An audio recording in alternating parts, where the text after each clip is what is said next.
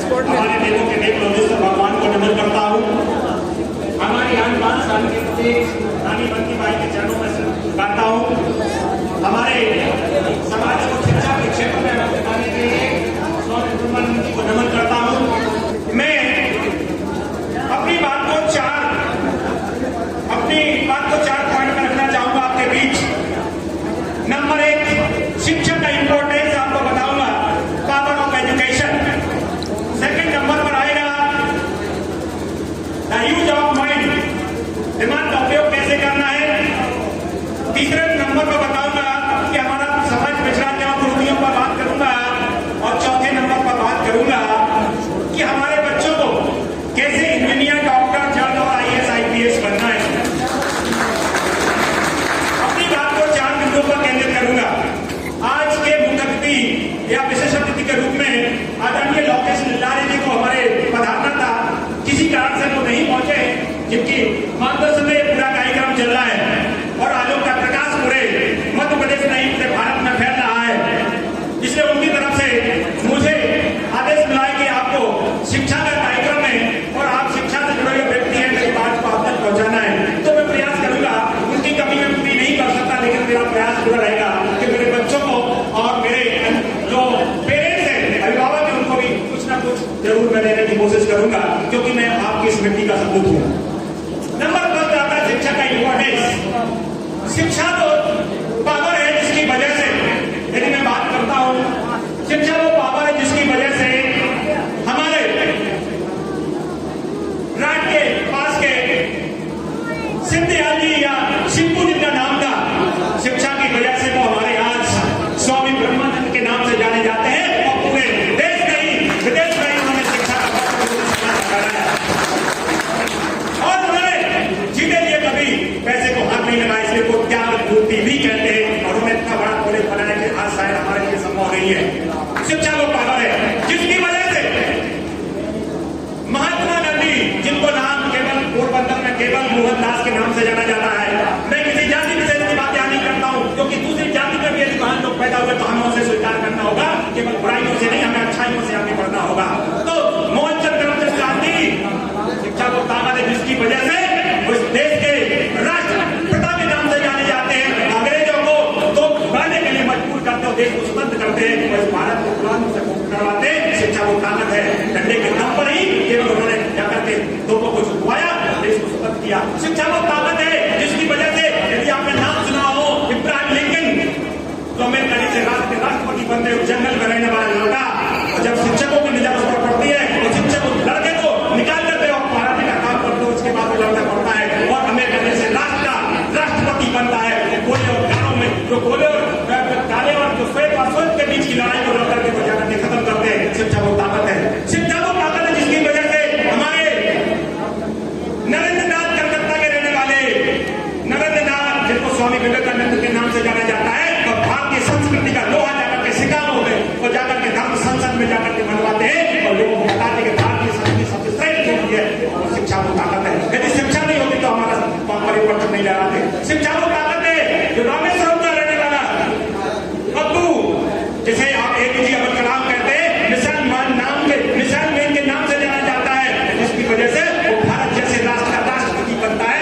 तो घर में कभी पेपर डाला करता था तो शिक्षा की वजह से जाकर के देश का राष्ट्रपति बनता है, मिसाइल मैन कहलाता है। शिक्षा वो ताकत है जिसकी वजह से आज हमारे बीच में नहीं है, लेकिन आज इस देश में सबसे महत्वपूर्ण पद पर नहीं है। एक रतिया के पास में गांव में रहने वाले नरेंद्र बहादुर, जैसे कि NS ठाकुर हम लोग कहते हैं, NPS राजपूत जी, आज IAS कलेक्टर बनने के बाद ज्वाइंट सेक्रेटरी जाकर के PO में पहुंचते हैं और भारत के प्रधानमंत्री नरेंद्र मोदी के मोहरत्नों में से आपके नाम में आपके समाज का व्यक्ति है, इस पोस्ट तक पहुंचने वाला समाज का पहला व्यक्ति है। शिक्षा वो ताकत है जिसकी वजह से IAS 50 IAS लाइन लगा के खड़े होते हैं, उनके सामने कलेक्टर लाइन लगा के खड़े होते हैं, शिक्षा की ताकत से वहां पर पहुंचते हैं।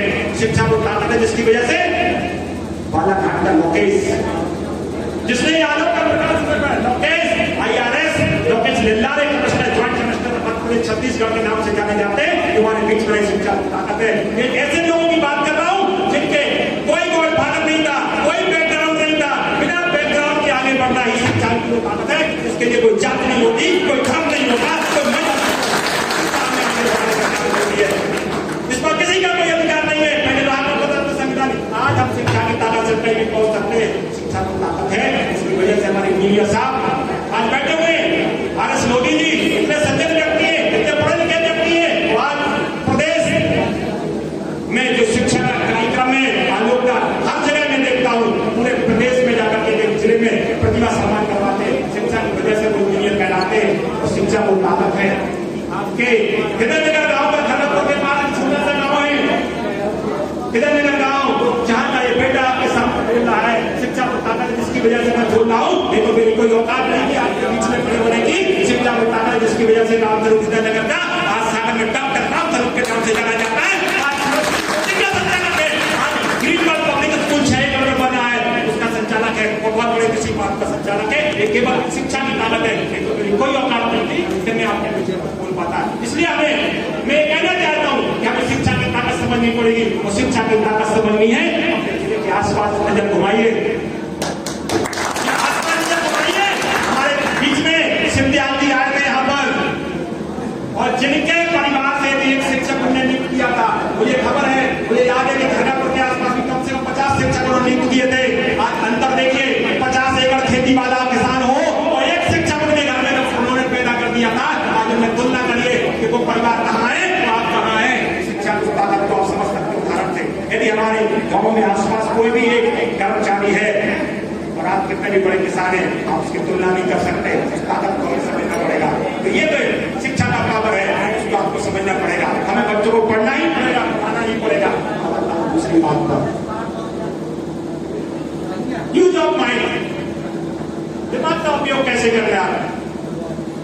दिमाग एक लौकिक संपत्ति है, दिमाग एक लौकिक संपत्ति जिस पर केवल आपका अधिकार है, ना तो कोई मांग सकता ना कोई बांट सकता है। एक लौकिक संपत्ति आपकी है, उसका उपयोग करना आपको आना चाहिए। आपके घर में जमीन जायदाद भाई बहन बांट लेंगे, आपके पास जमीन जायदाद है, बच्चा मांग लेगा, कोई भी चोरी कर लेगा, लेकिन इसका कोई कुछ नहीं कर सकता। इसलिए इसका उपयोग आपको आना चाहिए। एक छोटा सा उदाहरण आपके करना चाहता हूं। मैं आपके बीच में बहुत छोटा हूं, आपका बेटा यदि कुछ ज्यादा बोल जाऊं तो माफ करना, क्योंकि मैं उस जमीन से उठा हूं जहां कोई बैकग्राउंड नहीं था।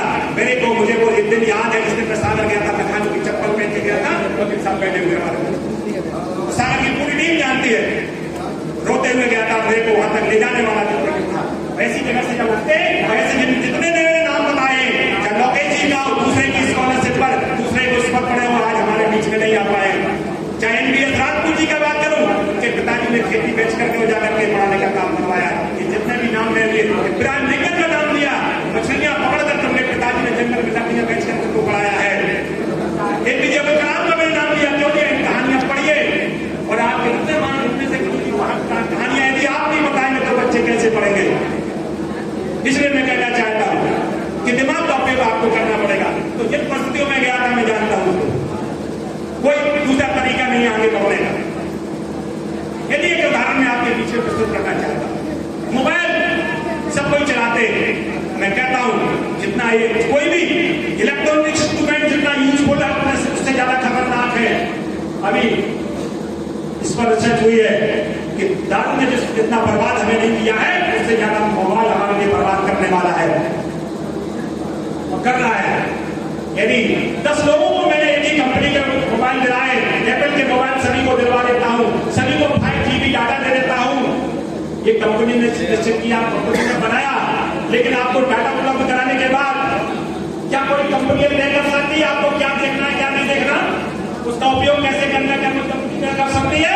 एक कोई केवल वीडियो गेम खेलने में उसका डाटा का यूज करता है, दूसरा कोई मूवी देखने में काम करता है, कोई दूसरा काम करता है, कोई जाकर के उसको सर्च करने का काम करता है, साइंटिस्ट बनने का काम करता है। ये कंपनी डिसाइड नहीं करेगी। इसलिए मैं कहना चाहता हूं कि कंपनी बनाने वाला मोबाइल को बना सकता है, लेकिन उपयोग कैसे करना वो निश्चित नहीं कर सकता है। इसलिए सबसे बड़ा उदाहरण मैं देना चाहता हूं कि हमारे बीच तो हम कहते हैं कि दिमाग नहीं है, इनके पास दिमाग है, इनके पास दिमाग नहीं है, ये तो दिमाग नहीं दिया इसको, ये गलत बात है। इस धारणा को आप निकाल दीजिए। दुनिया के पिछली सदी के सबसे महान साइंटिस्ट अल्बर्ट आइंस्टीन, नाम सुना आपने? अल्बर्ट केवल 25% उपयोग किया, 25% उपयोग किया 75 में का। उसके बाद पिछली सदी के सबसे महान साइंटिस्ट का खिताब उनके पास, उनसे ज्यादा बुद्धिमान आज तक नहीं हुआ। आपके पास भगवान ने अन्याय नहीं किया, अन्याय तो हम करते हैं। भगवान ने ये नहीं निश्चित किया कि अमीर का घर है तो रोशनी ज्यादा पड़ेगी और गरीब का तो कम पड़ेगी, सबको दिमाग बराबर दिया है। और उपयोग कैसे करना है ये आप पर छोड़ दिया है। कंपनी हम सबको एक कंपनी ने बनाया है सबका दिमाग, लेकिन उपयोग कैसे करना आप पर छोड़ दिया है। इस दिमाग का यदि सही डायरेक्शन में उपयोग करेंगे तो हम IAS कलेक्टर बनेंगे, इंजीनियर बनेंगे, डॉक्टर बनेंगे और समाज को आगे बढ़ाएंगे। अदरवाइज जाकर के हम मोबाइल चलाते रहेंगे, लेट नाइट तक हम सोएंगे नहीं, हम बीमारी का शिकार बनेंगे, आगे कमजोर हो जाकर के हम अपने परिवार को नष्ट कर देंगे। इसलिए किसी का दिमाग कम नहीं है, बच्चों से मत बोलिए कभी, सबको भगवान ने बराबर दिया, उपयोग करना सिखाइए, उनको उपयोग करना में सिखाना है। यदि इस सदी की बात करूं, आपको खुश होना चाहिए कि आप स्वस्थ हैं। कितने लोग हैं जो स्वस्थ नहीं है, बीमारी से रो रहे हैं। आपको खुश होना चाहिए कि आपके दो टांगे हैं, पैर हैं, चल पा रहे हैं। कितने हैं जिनके पास कितने करोड़ हैं जिनके पैर नहीं है, चल नहीं पाते। आपको खुश होना चाहिए कि हमारा शरीर स्वस्थ है। स्टीफन हॉकिंस, एक नाम और साइंटिस्ट का वो स्टीफन हॉकिंस, चूंकि मैं साइंस का विद्यार्थी रहा हूं और पहला PhD रहा हूं सागर यूनिवर्सिटी से, केमिस्ट्री में PhD किया है आपके बेटे ने। इसलिए मैं साइंटिस्ट को जानता हूं। स्टीफन हॉकिंस, जो आप कहते हैं कि नहीं आप कुछ नहीं कर सकते, आपको केवल सही गाइडेंस की जरूरत है, उसमें माँ बाप सबसे बड़े टीचर होते हैं। स्टीफन हॉकिंस का 90% शरीर काम नहीं करता था, 90% शरीर काम नहीं करता था। कंप्यूटर टेबल उन्होंने करवाई थी और इशारे में काम करते थे। जिसका 10% शरीर काम कर रहा हो वो इस सदी का अभी तक का सबसे महान साइंटिस्ट है स्टीफन हॉकिंस। पढ़ लीजिए हिस्ट्री। और ईश्वर ने हमारा तो 100% शरीर काम कर रहा है ना, और बच्चों का तो इससे नहीं जाना, हम लोगों से नहीं जाना। आप किस चीज की चिंता, दिमाग आपके पास है, शरीर आपके साथ है, परिवार आपके साथ है, बढ़ जाइए आगे, बढ़िए आगे और पचन लहराइए, रानी रंती माई की तरह अपने नाम रोशन करिए।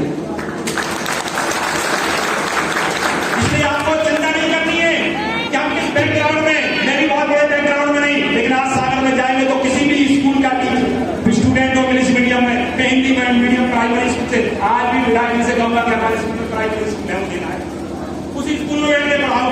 आज सागर में किसी भी DPS से लेकर के सेंट जोसेफ कॉन्वेंट जो 110 साल पुराना है, यदि उस बच्चे को केमिस्ट्री पढ़ना तो आपके बेटे के पास पढ़ने आएगा, भले हिंदी मीडियम का रहा है।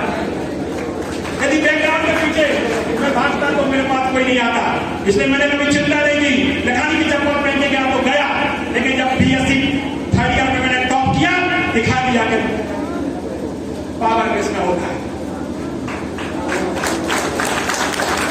यदि वो दिन होते हैं, एक संघर्ष और मुसीबतें सभी के जीवन में आती है, लेकिन संघर्ष में डट के मुकाबला करना, धैर्य के साथ हमने करने के बाद वो समय भी आएगा जब अपनी मुसीबत की कहानियां आप किसी से सुनाएंगे। लोग ऐसी आते ना, वो खुद बताते कि मैं कितनी मुसीबतों के बीच में IRS बना था, आपने सुना पक्षवान में भाषण हुआ था, झांसी में हुआ था, वो खुद सुनाते। तो सबकी जिंदगी में वो समय भी आएगा जब अपनी मुसीबत की कहानियां उसी से लोगों को सुनाएंगे।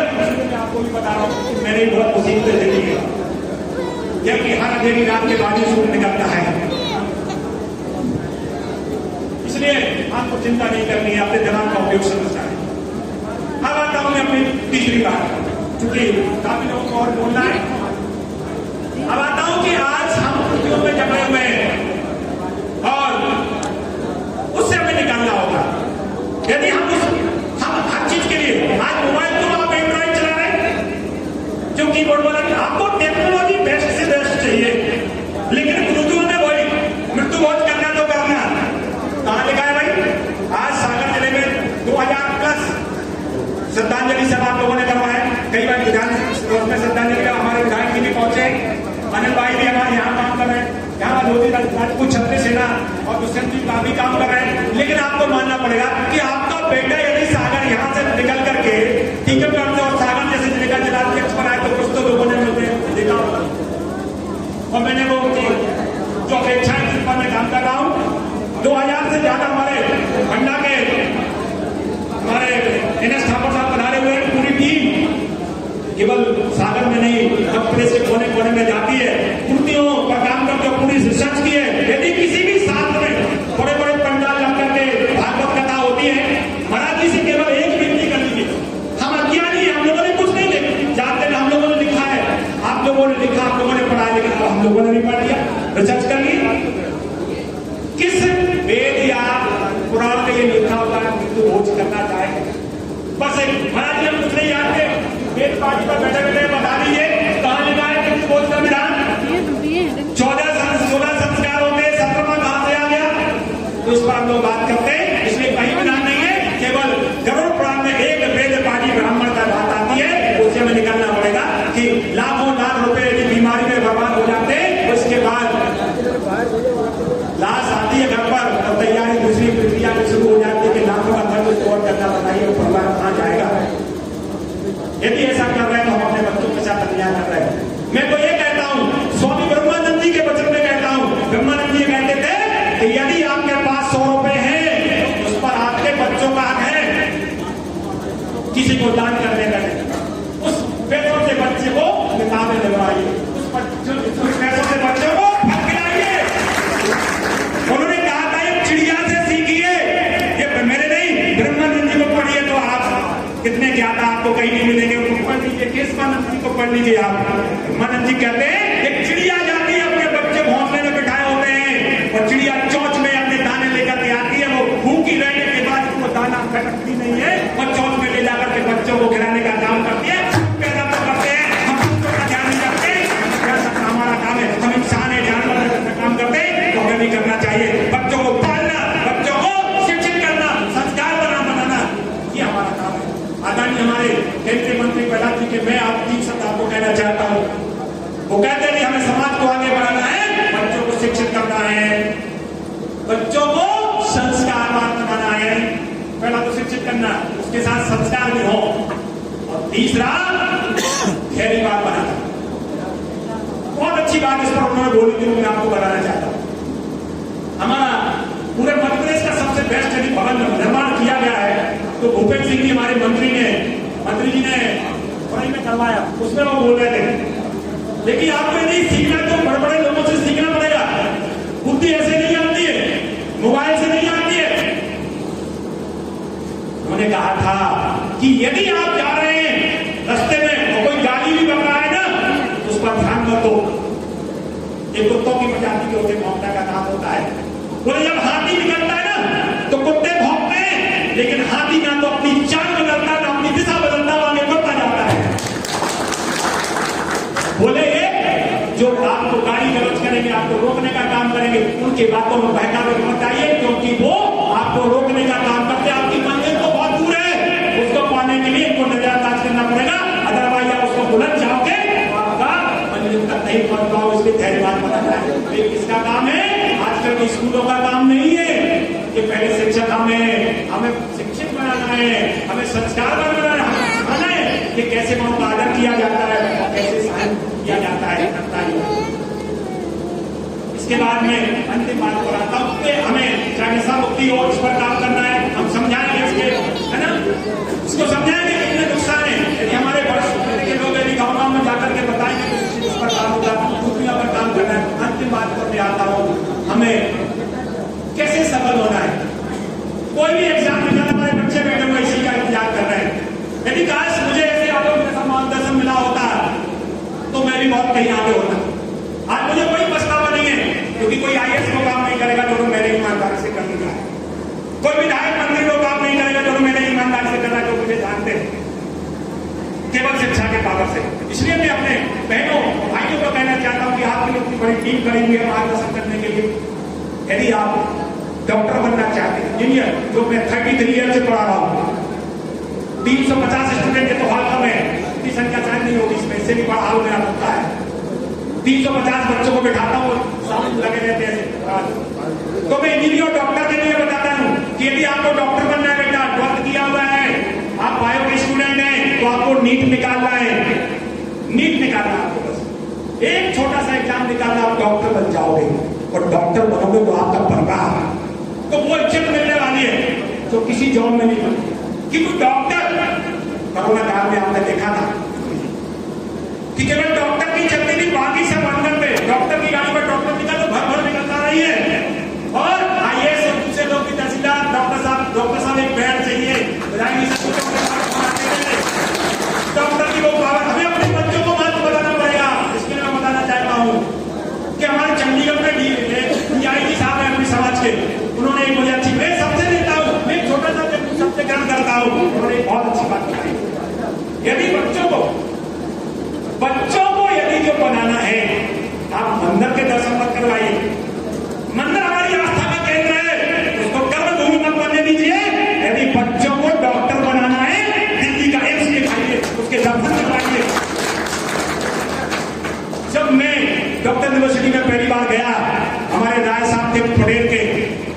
बेटा, उनका भाई था, उसको लेकर के मेरे तो कोई साथ में नहीं गया था। लेकिन जब डॉक्टर मुश्किल में देखा तो मैं देखूंगा कि हे भगवान, किसी भी तरीके से मेरा एडमिशन इसमें हो जाए, फिर मैं देखूंगा।